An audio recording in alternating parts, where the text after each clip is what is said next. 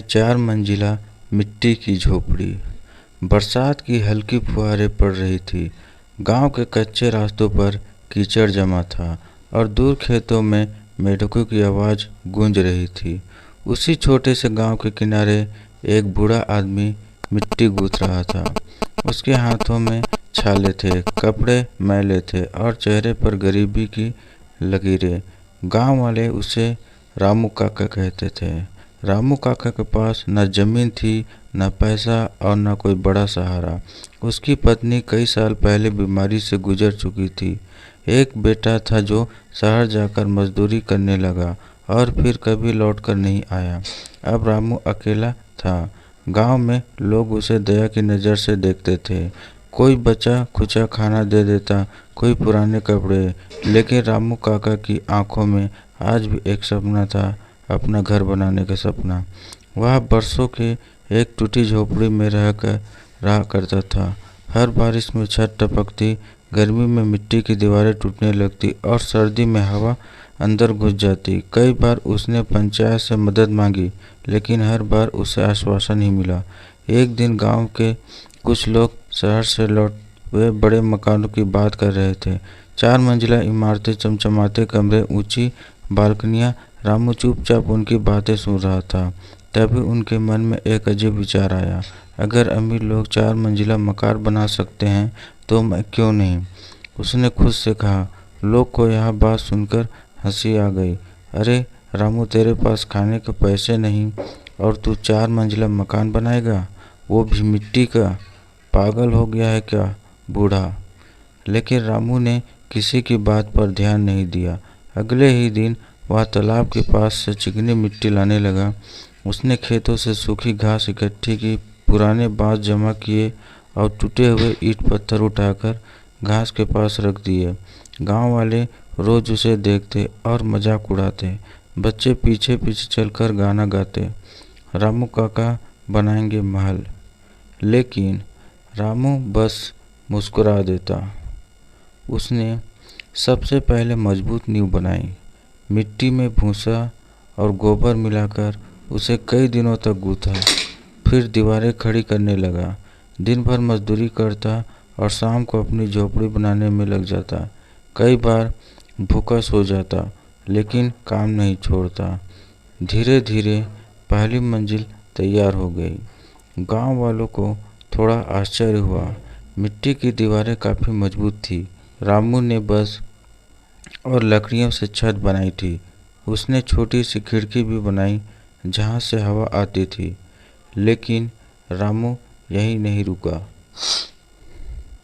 उसने दूसरी मंजिला बनानी शुरू कर दी।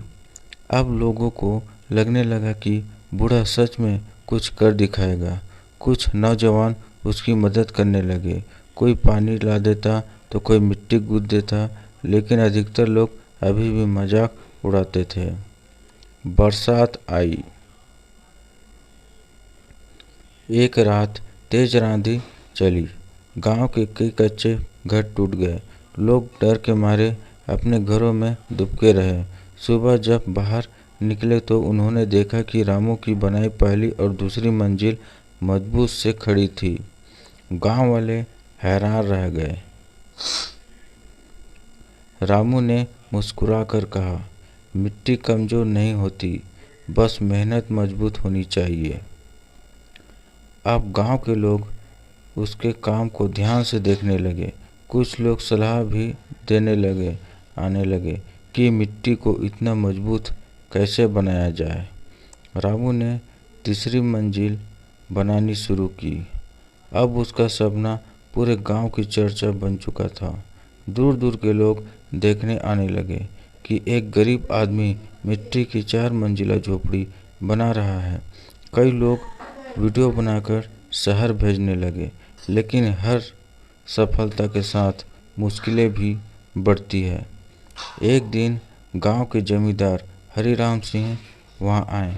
उन्होंने रामू की झोपड़ी देखी और बोले, ये ज़मीन मेरी है, यहाँ इतना बड़ा मकान नहीं बन सकता। रामू डर गया। उसके पास कोई कागज़ नहीं था। सालों से वह उसी जगह रह रहा था, लेकिन कानूनी मालिक जमींदार ही था। गांव वालों ने पहली बार रामू का साथ दिया। वे पंचायत के पास गए और बोले, रामू ने अपनी मेहनत से एक घर बनाया है, उसे यहाँ से हटाना अन्याय होगा। पंचायत में बहस हुई। आखिरकार फैसला हुआ कि रामू को वहीं रहने दिया जाएगा। गांव के लोग ने पहली बार महसूस किया कि गरीब इंसान की मेहनत भी सम्मान के लायक होती है। रामू की आंखों में आंसू आ गए।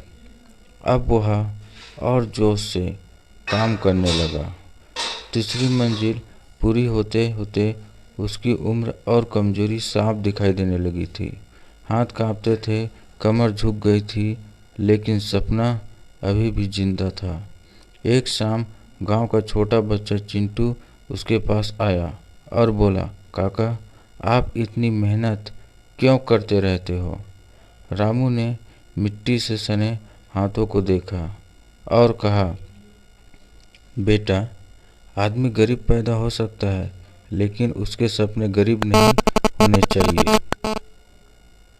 यह बात पूरे गांव में फैल गई। अब लोग रामू का मजाक नहीं उड़ाते थे, वे उसका सम्मान करने लगे थे। गांव की औरतें उसके लिए खाना भेजती, बच्चे पानी भर कर लाते और नौजवान मजदूरी में हाथ बटाते। आखिर वह दिन भी आ गया जब चौथी मंजिल का काम शुरू हुआ। पूरे गांव में उत्साह था। ऐसा लग रहा था जैसे कोई त्यौहार हो। लोग रोज देखने आते कि काम कितना आगे बढ़ा। रामू ने चौथी मंजिल पर छोटी सी बालकनी बनाई। वहां से पूरा गांव दिखाई देता था। हरे खेत, तालाब, मंदिर की घाटियां और दूर उड़ते पक्षी। जब आखिरी दीवार खड़ी हुई तो गांव तालियों से गूंज उठा। एक गरीब आदमी ने सचमुच मिट्टी की 4 मंजिला झोपड़ी बना दी थी। उस दिन रामू ने पहली बार अपनी झोपड़ी के सामने दीपक जलाया। उसकी आंखों में खुशी थी। उसने आसमान की ओर देखकर कहा, देख रही सीता, हमारा घर बन गया। उसे अपनी पत्नी की याद आ गई। कुछ दिनों बाद शहर से पत्रकार आए। उन्होंने रामू की कहानी अखबार में छापी। गरीब मजदूर ने बनाई 4 मंजिला मिट्टी की अनोखी झोपड़ी। धीरे धीरे रामू की झोपड़ी मशहूर हो गई। इंजीनियर और आर्किटेक्ट भी उसे देखने आने लगे। वे हैरान थे कि बिना किसी आधुनिक तकनीक के एक बूढ़े आदमी ने इतनी मजबूत इमारत कैसे बना दी। एक इंजीनियर ने पूछा, रामू काका, आपने ये सब कहाँ सीखा? रामू हंस पड़ा, गरीबी बहुत बड़ा गुरु होती है बाबू। सरकार तक भी यह खबर पहुंची। अधिकारियों ने गांव का दौरा किया। उन्होंने रामू की मेहनत की सराहना की और उसकी झोपड़ी को ग्रामीण नवाचार का उदाहरण बताया। रामू को सम्मानित किया गया। पहली बार उसने मंच पर जाकर तालियों की आवाज़ सुनी। वही लोग जो कभी उसका मजाक उड़ाते थे अब गर्व से कहते हैं, ये हमारे गांव का आदमी है। लेकिन रामू के लिए सबसे बड़ी खुशी सम्मान नहीं थी। एक रात वह अपनी चौथी मंजिल की बालकनी में बैठा था। ठंडी हवा चल रही थी। नीचे गांव की रोशनियां चमक रही थी। चिंटू उसके पास आया और बोला, काका, मैं बड़ा होकर इंजीनियर बनूंगा। रामू मुस्कुराया, क्यों? ताकि मैं भी गरीब के लिए मजबूत घर बना सकूं। रामू की आंखें भर आई।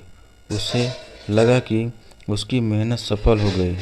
उसने सिर्फ एक झोपड़ी नहीं बनाई थी, बल्कि लोगों के मन में उम्मीद भी खड़ी कर दी थी। कुछ महीनों बाद रामू की तबीयत खराब रहने लगी। उम्र अपना असर दिखा रही थी, लेकिन वह रोज अपनी 4 मंजिला झोपड़ी को देखकर खुश होता।